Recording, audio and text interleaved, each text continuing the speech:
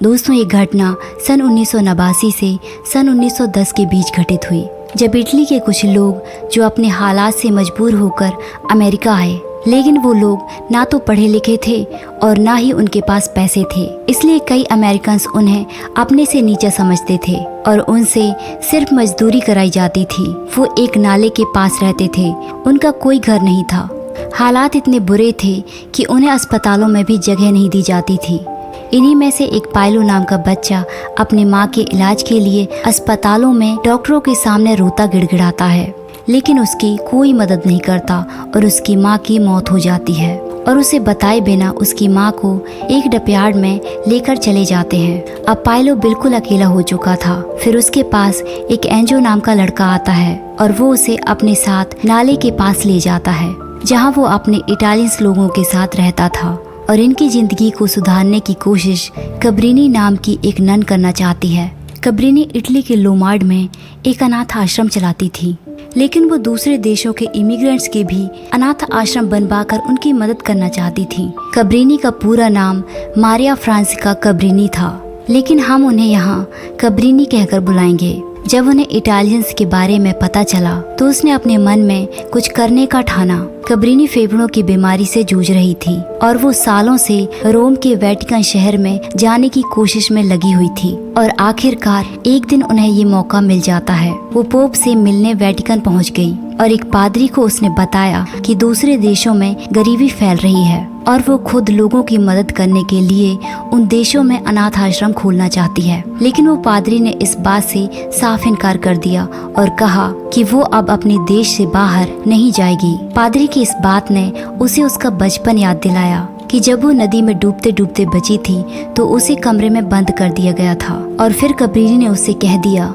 कि जब तक वो पोप के मुंह से उसका फैसला सुन नहीं लेती तब तक वो अपनी कोशिश जारी रखेगी। और कुछ दिन बाद उसे पोप से मिलने की इजाजत मिल गई, पर उसे पोप से ये उम्मीद नहीं थी। वो कहता है कि उसका काम एक गांव तक ही सीमित रहेगा। दूसरे देश में जाने की सोच उसे अपने दिमाग से निकाल देनी चाहिए। वो कहती है कि आप मुझे इसलिए रोक रहे हैं क्योंकि मैं एक औरत हूँ। पर उसने अपने नेक काम के लिए अपना हौसला उसे दिखाया और उसका ये जज्बा देखकर कब्रिनी की बात विस्तार से समझने लगा। कब्रिनी कहती है कि वो इस काम की शुरुआत चाइना से करना चाहती है, जहाँ वो जरूरतमंदों के लिए आश्रम बनाएगी, मतलब जो लोग दूसरे देशों से रहने आते हैं उनके लिए। पर उसका काम इतना बड़ा है कि शायद ये पूरी दुनिया उसके लिए छोटी पड़ जाए। पोप ने उसकी सारी बातें सुनी, पर पोप ने उसे बताया कि इस वक्त न्यूयॉर्क में रह रहे इमिग्रेंट्स इस परेशानी से सबसे ज्यादा जूझ रहे हैं और वो चाहता है कि कब्रिनी न्यूयॉर्क जाकर उनकी मदद करे। और कब्रिनी अपनी टीम के साथ न्यूयॉर्क के लिए निकल जाती है, जहाँ कब्रिनी बचपन में नाव बनाकर नदी में चलाया करती थी और वो सोचती थी कि ये नाव लोगों का सहारा बनकर दूसरे देशों तक पहुँचाएगी। आज उसके सपने की शुरुआत हो चुकी थी। इस तरह वो अमेरिका पहुँच गई, लेकिन मॉर्ली नाम का पादरी उन्हें लेने नहीं आया जिसके साथ वो काम करने वाली थी, और ना ही उसकी मदद करने के लिए किसी को वहाँ भेजा गया। मजबूरन वो अपनी टीम के साथ उसे खुद ही उस इलाके में जाना पड़ा। लेकिन उसे वहाँ जाकर पता चलता है कि यहाँ प्रोस्टिट्यूशन और क्राइम का काम चलता है। वहीं उसकी मुलाकात विक्टोरिया नाम की एक प्रोस्टिट्यूट से होती है। उसने कब्रिनी को बताया कि आपके लिए ये जगह सही नहीं है, पर कब्रिनी कहती है कि हमें मदद की जरूरत है, हमें एक कमरा चाहिए। और विक्टोरिया उनकी मदद करने के लिए तैयार हो जाती है और उन्हें कमरा दिला देती है। पर देर रात गैनो नाम का एक आदमी उनके दरवाजे पर चिल्लाने लगा कि वो किसी को मुफ्त में यहाँ रहने नहीं देगा। और अगली सुबह पादरी मोरेली उनके सामने आया। कब्रिनी को समझ आ चुका था कि ये आदमी सालों से यहाँ कोई काम क्यों नहीं कर पा रहा है, और मोरेली ने उनकी मदद करने की वजह उन्हें ये कह दिया कि उन्हें वापस इटली भेजने के लिए ऑर्डर्स आ गए हैं। लेकिन कब्रिनी ने उसकी बात नहीं सुनी और वो अपनी टीम के साथ इमिग्रेंट्स के हालात देखने के लिए वहाँ से निकल पड़ी। उनके हालात बहुत बुरे थे। फिर उसे एक घर दिखाया जाता है जिसे उसे आश्रम में बदलना था। अगले सीन में कब्रिनी उस आदमी के पास जाती है जिसने उसे वापस इटली जाने के लिए ऑर्डर्स दिए हैं, और वहाँ जाके उसे पता चला कि ना उनके अमेरिकन इज्जत करते हैं और ना ही बिशप कॉरिंग उनकी मदद करना चाहते हैं। पर जब उन्हें कब्रिनी को काम दिलाने की पोप की चिट्ठी दिखाई गई तो उनके पास कब्रिनी को काम करने की इजाजत देने के अलावा कोई रास्ता नहीं था। फिर कबरीनी का काम शुरू हो गया और अपने साथियों के साथ मिलकर एक टूटे घर को कुछ ही दिनों में आश्रम में बदल दिया गया। अब वो सब खुश भी थे, लेकिन कबरीनी ये सोचकर परेशान हो रही थी कि वो उन लोगों को आश्रम में लाएगी कैसे। फिर उसे लोगों से पता चलता है कि वो इमिग्रेंट्स नाले के पास रहते हैं। तभी अचानक कबरीनी की तबीयत खराब होने लगी और वो बेहोश हो गई। फिर कुछ लोग उसे हॉस्पिटल लेकर गए और डॉक्टर मर्फी ने उसे बताया कि उसकी बीमारी इतनी गंभीर है कि वो 2 साल से ज्यादा नहीं जी पाएगी। डॉक्टर ने उसे समझाया कि उसे अपना ख्याल रखना होगा, लेकिन अपनी जान से ज्यादा उसे ये काम प्यारा था। फिर कबरीनी विक्टोरिया से मिलने गई तो गैनो नाम का आदमी उसे वहाँ से निकाल देता है और कुछ देर बाद विक्टोरिया खुद ही उसके पास मिलने आ गई। वो कहती है कि आप लोगों को गैनो से दूर रहना चाहिए, वो बहुत खतरनाक है, वो आप लोगों को मार डालेगा। मन में गैनो का डर था। फिर भी विक्टोरिया कबरीनी को उन बच्चियों के पास ले गई जिसे गैनो ने प्रोस्टिट्यूशन के धंधे में धकेलने वाला था। कबरीनी गैनो से छुपकर उनमें से कई बच्चों को आजाद करके उन्हें अपने साथ आश्रम ले जाने लगी। एंजो और पायलो ये सब देख रहे थे, पर उन्हें ये नहीं पता था कि ये अनजान लड़की उनकी भी मदद करना चाहती है। कबरीनी ने उन्हें कुछ खाने की चीजें मंगवा कर दी। जिंदगी में पहली बार मदद पाकर वो दोनों हैरान भी थे और खुश भी थे और फिर वो दोनों भी आश्रम में रहने लगे। विक्टोरिया भी गैनो के चुंगल से आजाद हो गई और कबरीनी के साथ मिलकर उसकी मदद करने लगी। पर अगले दिन गैनो वहाँ आ जाता है और जबरदस्ती विक्टोरिया को अपने साथ ले जाने लगता है। तभी अचानक पायलो अपनी बंदूक निकाल लेता है। कबरीनी उसे रोकने की कोशिश करती है और देखते ही देखते पायलो गैनो के पैर पर बंदूक चला देता है। फिर पायलो वहाँ से भाग जाता है। कबरीनी को पता था कि इस बंदूक की वजह से पायलो किसी बड़ी मुसीबत में पड़ सकता है, पर पायलो ने वो बंदूक अपने पास इसलिए रखी है क्योंकि उस बंदूक से उसके पिता ने अपनी जान ली थी। लेकिन कबरीनी पायलो को समझाती है और उसे वो बंदूक नष्ट करने को कहती है। पायलो को उसकी बात समझ आ चुकी थी और वो अपनी बंदूक को नष्ट कर देता है। अगले सीन में कबरीनी को बताया गया कि इस काम के लिए सरकार उसे कोई पैसा नहीं देगी। कबरीनी को पैसों की सख्त जरूरत थी ताकि वो आश्रम के लोगों की मदद कर सके, पर उससे कॉर्गन्स ने कहा कि तुम्हें पैसे का इंतजाम इटालियन से ही करना पड़ेगा क्योंकि वो उनकी ही मदद करने यहाँ आई थी। तो उनका कहना था कि वो पैसों की मदद भी उनसे ही मांगे। उसी रात गैनो फिर से आश्रम में आ जाता है और कुछ साथियों के साथ विक्टोरिया को मारने की कोशिश करता है। अब विक्टोरिया को अपनी जान बचाने के लिए उसे गैनो की जान लेनी पड़ी और विक्टोरिया अपने आप को पापी समझने लगी। गैनो को मारकर उसे इस बात पर पछतावा हो रहा था, पर कबरीनी उसे समझाती है कि वो एक ताकतवर औरत है जिसने निडर होकर अपने आप को बचाया है। अब उनकी परेशानियां बढ़ती जा रही थी क्योंकि जो लोग नाले के पास रह रहे थे उनकी बीमारियों से मौत होने लगी थी। कबरीनी ये मैसेज दुनिया तक पहुंचाना चाहती थी कि यहाँ के चूहे भी यहाँ रह रहे इटालियन से बेहतर जिंदगी जी रहे हैं। उनकी जिंदगी बद से बदतर होती जा रही थी। इस खबर को सबके सामने लाने के लिए वो एक मशहूर पत्रकार को अपने साथ उस इलाके में ले गई। वहाँ पर जाकर थियो को पहली बार पता चला कि न्यूयॉर्क जैसे शहर का एक हिस्सा इतनी बुरी हालत में है। उस पत्रकार ने इटालियंस इमिग्रेंट्स के बारे में सब कुछ लिखा और ये खबर उन तक पहुंचाई जो लोग इस बारे में जानते नहीं या फिर उन्हें कोई फर्क नहीं पड़ता। और इस खबर के बाद कुछ लोगों ने उन लोगों को मदद के लिए पैसे भी भेजे। अब कबरीनी अपने काम से बेहद खुश थी और अब कबरीनी इटालियंस को उस आश्रम में ले गई। वहाँ उन लोगों को बेहतर जिंदगी जीने का मौका मिला, लेकिन वो आश्रम रईस लोगों के इलाके में था और शहर का मेयर इस बात से खुश नहीं था। उसने कॉर्गन से कहा कि वो इस तरह के गंदे और निचले इटालियंस को न्यूयॉर्क में नहीं देख सकता और उन्हें गोरे अमेरिकन के साथ जीने का कोई हक नहीं है। और फिर उन लोगों ने आश्रम में एक इंस्पेक्टर को भेजा। उस इंस्पेक्टर ने उन लोगों को 7 दिन की मोहलत दी कि 7 दिन के अंदर ये आश्रम खाली कर दो। अब ऑरिगन जानता था कि मेयर उन्हें वहाँ नहीं रहने देगा,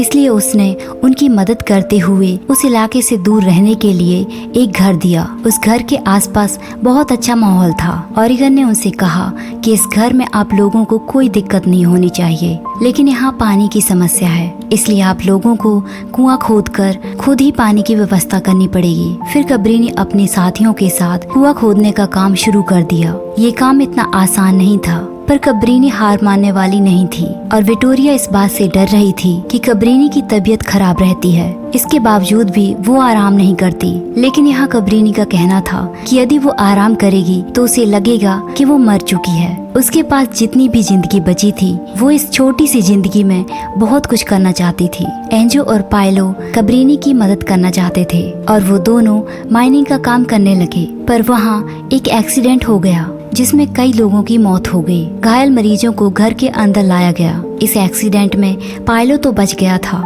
लेकिन वो एंजो को कहीं भी ढूंढ नहीं पाया और कुछ देर बाद उसे पता चला कि एंजो की भी मौत हो चुकी है। पायलो एंजो के जाने से बहुत ज्यादा दुखी हो चुका था और कबरीनी इस एक्सीडेंट का दोषी अपने आप को मानने लगी। कुछ दिन तक मरीजों का इलाज यूं ही चलता रहा और एक दिन डॉक्टर मर्फी ने कबरीनी से कहा कि हॉस्पिटल उसके इस आश्रम से बेहतर होगा क्योंकि वहाँ इनके इलाज के लिए सारा सामान मौजूद है। और अब कबरीनी के दिमाग में एक आइडिया आता है। उसने एक बड़ा हॉस्पिटल खोलने का फैसला किया और ये बात उसने कॉरिगन से भी कही। अब वो अमेरिकन लोगों से फंड चाहती थी कि वो हॉस्पिटल के लिए एक बिल्डिंग खरीद पाए। कबरीनी ने बहुत लोगों से मदद मांगी, लेकिन उसकी मदद करने के लिए कोई भी तैयार नहीं था। कबरीनी को कोई मदद नहीं मिल रही थी, लेकिन उसने हार नहीं मानी।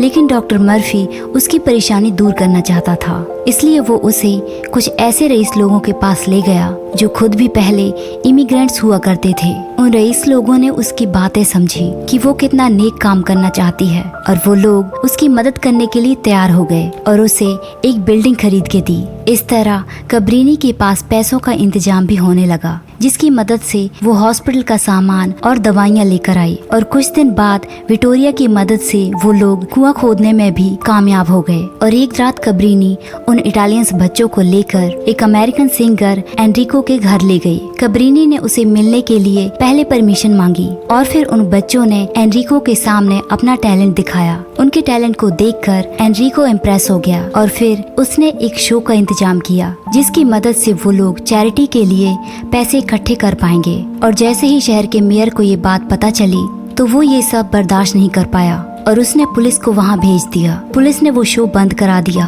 और कबरीनी पर गलत इल्जाम लगाकर उसे गिरफ्तार कर लिया। कबरीनी को छुड़ाने के लिए उसके साथियों ने हजारों डॉलर करके उसका जुर्माना भरा और फिर कबरीनी को रिहा कराया। और इसका अंजाम ये हुआ कि कॉरिगन्स ने उसे इटली वापस जाने का ऑर्डर दे दिया और कबरीनी के बनाए हुए हर एक आश्रम को 30 दिन के अंदर बंद करने को कहा। और अब कबरीनी के पास 30 दिन बचे थे और वो इन 30 दिनों का बहुत अच्छे से इस्तेमाल करना चाहती थी। वो विक्टोरिया और एक नन के साथ इटली गई और वहाँ जाकर वो पोप से बात करके कॉरिगन्स के दिए हुए आदेश को खारिज करने को कहा। पोप कबरीनी के जज्बे और उसके सपने की इज्जत करते थे, इसलिए उन्होंने कॉरिगन से बात करने का उसे वादा किया। अब उसे पैसे की सख्त जरूरत थी, लेकिन इटालियन सरकार ने भी उसे ये कहकर मना कर दिया कि एक औरत के लिए ये काम करना ठीक नहीं है। विक्टोरिया कबरीनी को इस तरह हारते हुए देख नहीं पा रही थी। विक्टोरिया नदी में छलांग लगा देती है और फिर कबरीनी उसे बचा लेती है और फिर ये लड़ाई लड़ने का उसमें फिर से जज्बा पैदा हो जाता है। उसने इटालियन सेनेटर की सभा में जाकर अपनी बात उनके सामने रखी। उसने अमेरिका के इमिग्रेंट्स के हालातों के बारे में उन्हें बताया और इस बार उसकी बात सही कानों तक पहुंच गई। सेनेटर ने उसे पैसे देने का फैसला किया और पोप ने कॉरिगन के दिए हुए आदेश को खारिज करा दिया और इस जंग को जीतकर कबरीनी फिर से अमेरिका पहुंची और इस बार रिसीव करने उसे खुद कॉरिगन आया। कॉरिगन ने कबरीनी को अपने बचपन के बारे में बताया कि वो भी एक इमिग्रेंट्स था, इसलिए वो उनके हालात समझता है, पर वो उसकी मदद इसलिए नहीं कर पा रहा था क्योंकि इस काम का अंजाम बहुत बुरा होगा। कबरीनी समझ जाती है कि ये मेयर से डर रहा है और कबरीनी ने बिना डरे और भी हॉस्पिटल्स बनवाना शुरू कर दिए। हॉस्पिटल पूरी तरह बनने ही वाला था, लेकिन एक रात कुछ लोगों ने वहां आग लगा दी और कबरीनी की सारी मेहनत बर्बाद हो गई। कबरीनी उसी रात पत्रकार थियो के पास गई, जिसने उसकी मदद की थी और थियो के साथ वो मेयर का सामना करने खुद भी उसके साथ चली गई। वो मेयर से कहती है कि वो जानती है कि वो आग मेयर ने लगवाई है और यदि मेयर हॉस्पिटल के कामों में रुकावट डालेगा तो वो थियो से कहकर उसके खिलाफ एक खबर छपवा देगी। मेयर को इलेक्शन के हारने से और बदनामी से डर लगने लगा, इसलिए उसे कबरीनी की बात माननी पड़ी और आखिरकार कब्रिनी की जीत हुई। कब्रिनी को इतनी खतरनाक बीमारी होने के बावजूद भी वो 67 साल जी पाई और अलग अलग देशों में इस तरह के आश्रम और हॉस्पिटल बनवाए। हॉस्पिटल बनवा कर लाखों लोगों की मदद कर पाई और उन आश्रम और हॉस्पिटल्स को औरतों ने ही संभाला और इसके बाद अमेरिका ने भी उसे अपना लिया। वो अमेरिका की नागरिक बन गई और लोग उन्हें मदर कब्रिनी के नाम से जानने लगे। यदि हमारे अंदर हौसला और जज्बा है तो ना दुनिया की कोई ताकत और ना ही कोई बीमारी हमें हरा सकती है। तो दोस्तों, ये थी मदर कब्रिनी की कहानी। ये कहानी आपको कैसी लगी कमेंट करके जरूर बताइए और ऐसी ही कहानियों के लिए हमारे चैनल को सब्सक्राइब कीजिए। Thanks for watching.